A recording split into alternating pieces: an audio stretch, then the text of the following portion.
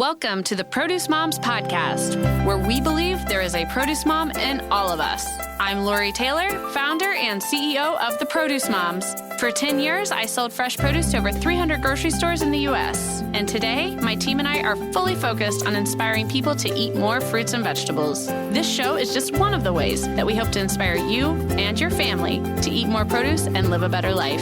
If you like what you're hearing on the podcast, join our community of almost 40,000 in all 50 states and over 30 countries by visiting theproducemoms.com/subscribe. And be sure to subscribe and leave us a review on iTunes. Thanks for being here. Enjoy today's show. Welcome back, everyone. This is the Produce Moms Podcast. My name is Lori Taylor. I love hosting this show. It's been an incredible platform for us to tell the stories and spotlight the leaders of the fresh produce supply chain and all of our stakeholders that are working towards the mission of increasing the consumption of fruits and vegetables truly around the globe. And today's guest is a repeat guest. So if you scroll way back in the archives, you are going to find Seth Karm in episode 11. Don't judge me and my hosting abilities back in those days, but episode 11. And then we brought Seth back on episode 99. It was almost a year ago from today. And so episode 99, a year ago, as you can imagine, top of mind focus was we were talking about, the growers kind of in the trenches with COVID, and growers specifically like Seth's company. Seth is the CEO of Savoy. They're famous for colorful vegetables, and they are super famous among chefs. And so the shutdown of food service was just a massive disruption for everyone, but especially growers like Savoy that have such a special place in the heart of food service. And we are proud to work with this company at the Produce Moms. I've been working with Savoy. Gosh, Seth, it's been a while. I feel like we are 35 years now. Isn't that amazing? I feel like I've grown up with this company. Seth, his father-in-law, they taught me so much. The very first time I experienced Yuma, Arizona was a trip with Savoy, and John Moore there on the border visited the farms on both the Arizona and Mexico side. Great memories. We've got some wonderful footage on our Facebook page of that experience 5 years ago. Gosh, Seth, how is that possible? Welcome back to the show. We're glad you're here. Very glad to be here. Very glad to be still here, operating. Yeah. Exactly. It's been a kind of a tough year in the past. Oh my gosh. My hat is off to you and everyone else. It truly was a weathered storm in the world of agriculture. So please open up the show. Tell us a little bit more about yourself and Savoy for folks that aren't familiar. Well, and really, you said it well, our taste, we were known as the home of color, taste, and nutrition.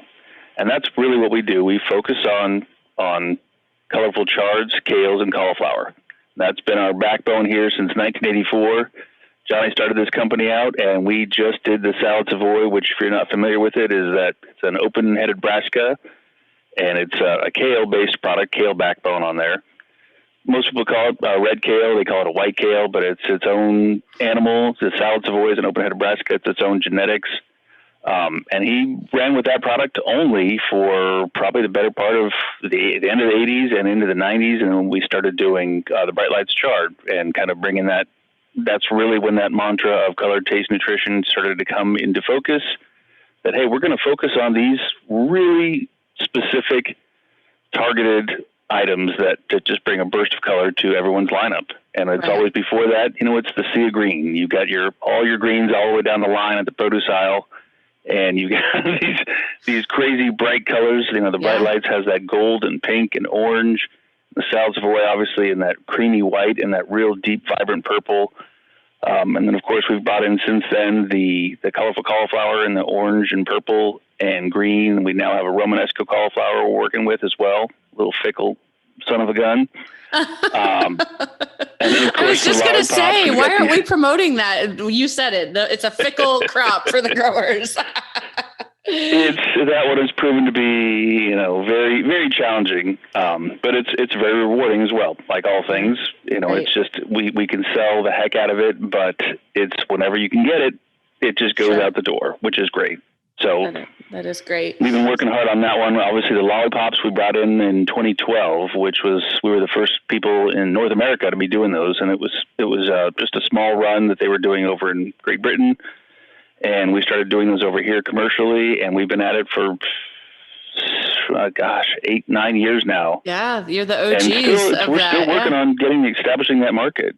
Yeah, I mean, I've seen it in the field. That is another one that when I saw it and I saw the operation of how it was harvested, I was like, wow, this is another one that takes a lot of care. But for anyone that's not familiar, the Lollipops, it's a hybrid of the kings of the produce department. It's a hybrid of kale and Brussels sprouts. So it's an incredible veggie. It is fantastic, but it takes a lot of time in the ground, a lot of care. You have to hand cultivate every little rosette that you pluck off that plant. Unlike Brussels sprouts, it does grow on a stalk like Brussels sprouts, but obviously Brussels sprouts have that much denser consistency, so you can mechanically strip those right off the plant. These all have to be hand harvested. So I will say that there's a lot of love that goes into each little box of those Lollipops, but I think the discerning chef can really appreciate the difference. Oh my gosh. It's a great item to work with. They are the best. Yeah. And I've seen them on cooking shows. I've seen them on a lot of cooking shows these days, as far as on Food Network, and I see those as a mystery ingredient all the time. And it's funny to see the looks on these chefs' faces because they're all somewhat familiar with the item, and it's just a great challenge to work with. I think they all like to work with it because there's so many uses for it, and it's very easy to prepare. And it comes out just looking gorgeous. It's a wonderful presentation. Yeah, it sure is. And speaking of amazing presentation, beautiful veggies, it was about a year ago, a little bit more than a year ago though, Seth, when, I remember getting on the phones and helping you and the team, like calling my contacts in the retail channel supply chain to see like, hey, does anyone need colorful veggies for the Easter holiday 2020? And, we've come a long way. Like, oh my gosh, things are better today, but I want you to tell I want you to recount it. So explain what it was like, spring and summer of last year compared to where we're at today. Well, and it was a wonderful spring last year. We had a great January, February, half of March. Things were looking wonderful. I remember going down to Yuma March 13th last year, right as this pandemic thing was starting, and getting, traveling that time. And actually, as I traveled back on the 16th of March, that's when all this hubbub was going on in the news. And, there's a pandemic. And by Monday, they had shut everything down. We were in a lockdown. But when I was down in Yuma, I just looked at these beautiful crops that we were getting ready for Easter. We had plenty of acreage. We were ready to supply the supply chain with all this good stuff for Easter. And, colorful produce, it's really a number one holiday of ours because people are looking for some springtime color. Mm-hmm. And just to see in the blink of an eye that those crops were all going to be unutilized. And obviously we leaned on a lot of folks like you with great industry contacts. And it was so difficult because at that point in time, guys were saying, we are not getting anything extraneous. We are just sticking with the staples. We want to order 7 items and flood the stores with them. And obviously, we're all aware of how things were going at the stores, where people were making a run on stores, and just retail was king for the better part of a month. Yeah, and our operation itself is much more food service facing and high-end specialty food service, especially. So that obviously was just a real blow, to put it nicely and politely, just to be able to see, no business. And I looked at our numbers in advance of talking to you today and going back and seeing, there's X amount of sales for this particular week as we go into that week of the pandemic. The next week was 50%, literally 50%. The week following that was another 50% from the prior week. So within 2 weeks, we were down to 25 to 30% of normal business, just like that. Unbelievable. Yeah. Yeah. So how does a farming company recover from that? I mean, this isn't like something that you can put in a warehouse and sell when the market stabilizes. This is a living, perishable thing. Definitely not. Yeah. So, I mean, definitely not. So we just, I can't even count how many acres of Yuma product. And of course, right at that time as well, we transitioned our operations from Yuma, Arizona to Salinas, California, where we grow for pretty much from Easter to Thanksgiving. Right. And of course, the early crops in Salinas were the same situation. We just were not able to utilize 100% of that, or even I would say 50% of that for the first few plantings. And it really took us a couple of months to get back into where we were consistently in 60% business of our normal, annual business for that particular week. So and I looked at numbers. I actually reviewed the whole year yesterday, and it took us about until August or so where we were starting to get into that 80% of normal business. And, last year presented its own challenges with social unrest all summer long and curfews and lockdowns as well beyond the COVID deal. Yeah, that really affected fine dining too, which is a channel that, where the chefs love your products. So that really immeasurably. And it's with a lot of the fine dining too, you don't want to get your food in a to-go container. And I think that's I did myself a few times, and it wasn't a pretty presentation. It was not an enjoy. So much of dining is the experience of being out and being catered to, and having this beautiful presentation of food laid out for you, and just the casual, just sitting down and having conversation, having a bottle of wine, and relaxing, enjoying a meal. It's an experience, and that experience was gone, and it's barely coming back. I've gotten back, I would say, January of this year. Mm-hmm. So we've been out quite a bit, but it's still an awkward situation. It just feels awkward. Mm-hmm. And, I think as we get the vaccine rolling out a lot more, I think things are starting to get online, where obviously businesses return to in the 90%. I would say this year we were pushing 90 to 95% through from beginning of February into the present for the most part. Good. So we're back on our feet, but it's taken a lot. It's taken a huge toll. And obviously we had built up the war chest before this pandemic, and the war chest is very empty at this point in time. And I thank God for the assistance of the USDA. They really were able to pump some finances into our bank account basically in November of last year. Mm-hmm. And that was, we would not have survived, I don't think, without that assistance. So I thank and pray every day for that little boost, because it's taken little bits like that, little bits of good fortune and hard work to keep us in the game for this entire time. Yep. I really did not think, it was a very stressful fall. Once you got into mid-November of last year, 2020, things went south again. We got another surge on COVID. And again, that's usually the holiday time is our prime time for business. As we get into Thanksgiving, it's a very big dining holiday, and Christmas and New Year's. And that was nothing. It was literally, we had a no season. Yeah. There were no holiday parties. Right. Yeah. And that's another big part of what we do is institutional supply, and universities and hospitals and catering and conventions, all these things that were just, anywhere where you can gather was off the table.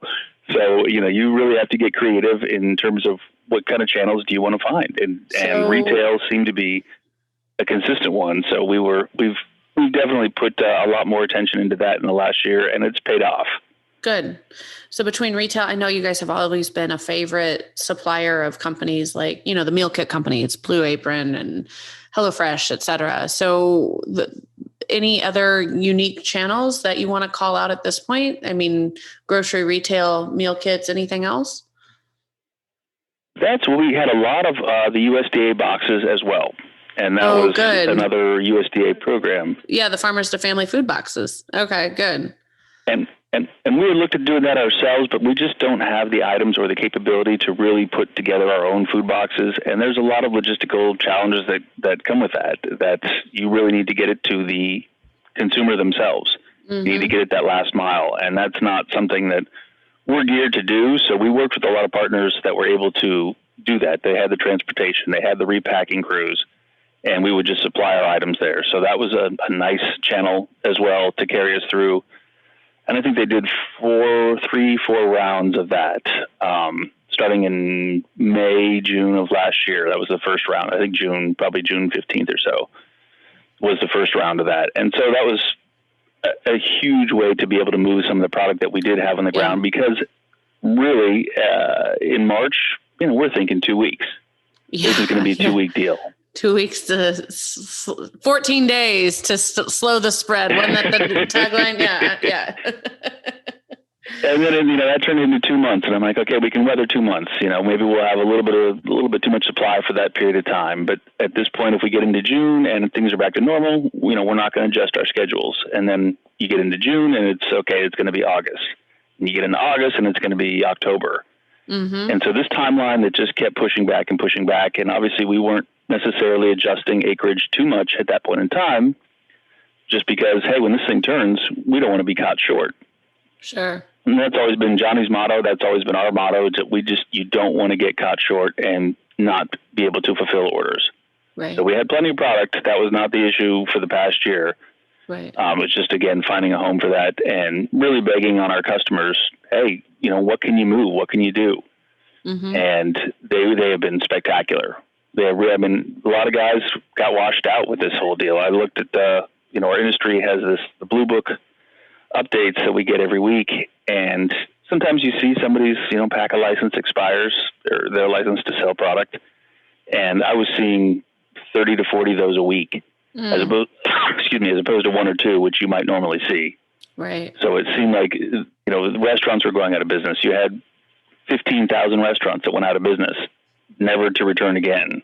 Yep. You had suppliers going out of business. So it's been a dark year. And I really feel for a lot of the people that weren't able to make it because, for a lot of these restaurants, especially, you've got maybe a 2-week burn rate or 2-month burn rate, And it's, you can't go with 3, 4, 6 months without income. Absolutely not. That's infeasible. Right. Absolutely not. And so it's been a tough year for all of us, but I feel like we are getting around, and I'm definitely optimistic about the future of the restaurant industry. I mean, people always have to eat. Yes. And people always want that experience. And there are guys that will get back in. So missing it for sure. Yep. I agree. So now as we look ahead, Seth, what are a few hot topics come top of mind as we are like, okay, where do we go from here? You mentioned vaccines. Obviously, our industry continues to make incredible advancements with technology and the ag tech arena. Marketing has changed. So any thoughts on where do we go from here? Well, and the one word that really pops to my brain is efficiency. And we had to lighten our payroll load here. Obviously, just, again, one of those survival mechanisms that had to go into place.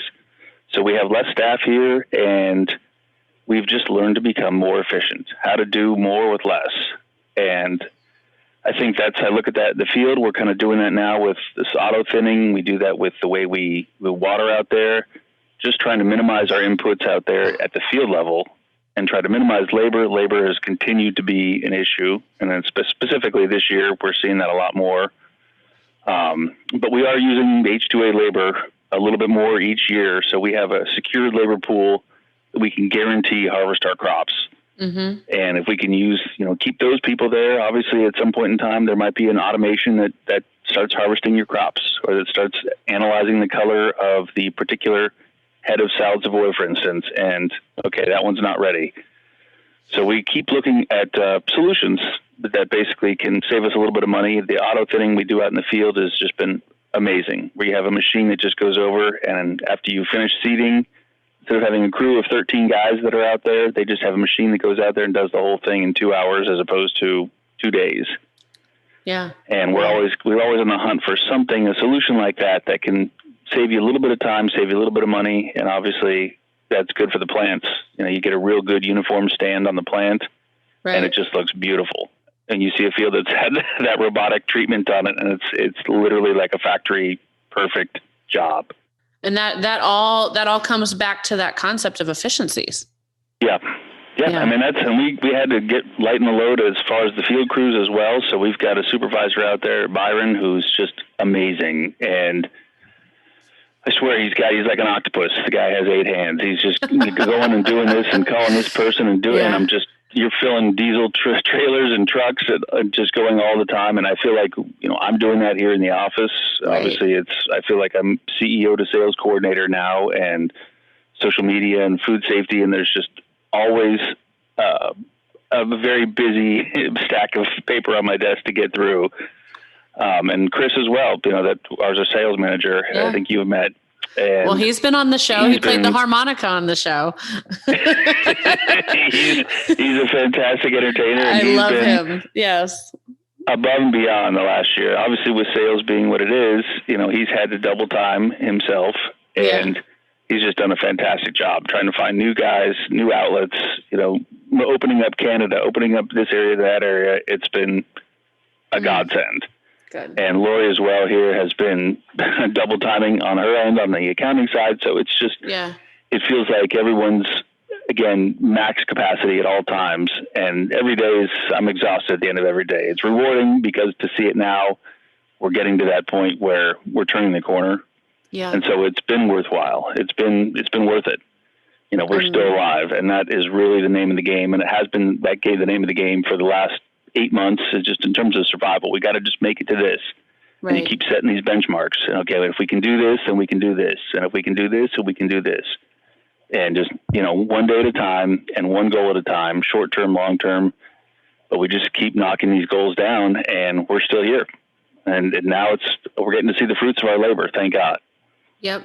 Absolutely. So what do you want consumers to know? Like, how can a shopper at the grocery store help with keeping this forward progress for our farmers?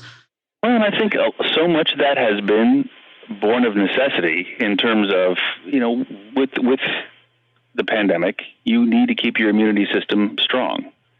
And there's been so much press, and I think you and I have been back and forth about this, but the dark leafy greens that we do work with are all peak nutrition for the consumer. And I think as people have been eating out of the home, people have been cooking. And when you start to cook, you start to learn a little bit more about the food that you do prepare. And so I think people have gotten a little bit smarter, and you want to find foods that are nutritionally dense. And they come to our corner, and it's like, you couldn't get any better than this. You got more vitamin C, more calcium than broccoli, and a lot of our, the salad Savoy specifically. Mm-hmm. You've got chard, kale, and cauliflower. It does not get any better for you than that. As far as you got the polyphenols with the colored vegetables, the beta carotene on the orange cauliflower, resveratrol in the red salad Savoy and the purple cauliflower. I mean, just all these health benefits that come with our items. That's been kind of exposed a little bit more in the last year. Mm-hmm. And, it's always been color, taste, nutrition. That's our mantra, but taste is really what has been sold. Color and taste has always been the deal. And this year it's finally the third pillar of nutrition really has come to bear. So we're very excited to see that. Hopefully we can see, again, on cooking shows, you see this more exposure in some guys' grocery games or Chopped, or my family does watch a lot of these shows. And I've seen our items on all these shows and featured in these deals. And it's like, okay, you just get that little exposure of, that's not just, for our salad Savoy, for instance, it's not just flour and kale, and I think a lot of the time in the past, people have said, that violet and white stuff, we've seen that growing at the bank, or we've seen that growing, here in somebody's garden. Yes. And it's been that confusion between the deco kale or the oriental kale, if I can use that, flour and kale, and they think that the salad Savoy is that same thing, but that flour and kale is more of a garden bedding variety. It's not necessarily an edible item. It's been used as a garnish, but our stuff tastes like a broccoli or cauliflower. It's a much different item. They do look similar for parts of the year, but ours is meant to be eaten. Oh, and it's so good. Yes, it's so good. We have a lot of great recipes on how to use your salad Savoy on our website, as does the Salad Savoy Company have on theirs. But Seth, what a great episode this has been. I am so thankful that you came on to share these remarks. I mean, it was raw, it was real. I think that our listeners today, I know myself as one of the listeners, as you were speaking, is like really just, it's a whole new perspective. You can read about it in the news or in the trade journals, but the minute that you hear it a farmer recount the last 15 plus months of what it's what it's really taken to raise the food and to keep the farms operational in America. It's, gosh, what a great episode. So thank you. And with that, any closing remarks? You get the final word. That none of that's changed since even episode 11. That's still our tradition, but I am so thankful for you. Like, I truly have enjoyed working with you. Your company's taught me so much, and y'all, they do have the absolute best and most beautiful vegetables that you can find. So with that, Seth, you get to sign us off. Well, and really all I have to say is just, again, a thank you to you for reaching out to your folks. And I would thank you to our customers for sticking with us and taking what they can week in, week out. I would huge thank you to our vendors for being patient with us as we've structured our payments. We've restructured our loan with the bank, and they have all been very flexible. And I think this is such a massive undertaking that general flexibility has just been, again, a lifesaver. But we say thank you. I mean, a huge thank you to the field. We've been able to, at least our farms that we work with, in terms of being flexible. And we've cut out some plantings here and there, and they've been willing to work with us on adjusting our schedule, which is just definitely helps to spend a little bit less where you don't have to. Right. And again, just a thank you to our staff. It's really, everyone's been doing 2 to 3 jobs for the last year or so, and it's just been very, very difficult. And now that we're hopefully looking forward and getting beyond that survival, we're going to take that same fighting mentality that we've had it for the last 8 to 10 months, and really working that to grow back better and stronger than ever. And that's what I most look forward to at this point in the game. Thanks for joining us on this episode of the Produce Moms Podcast. If you or someone you know would like to be a featured guest, just send an email to Lori@theproducemoms.com. We know there is a produce mom in you because there's a produce mom in all of us. Join our community on Facebook and all social platforms. Help us change the way America eats. Thanks again for listening, and we'll see you next time.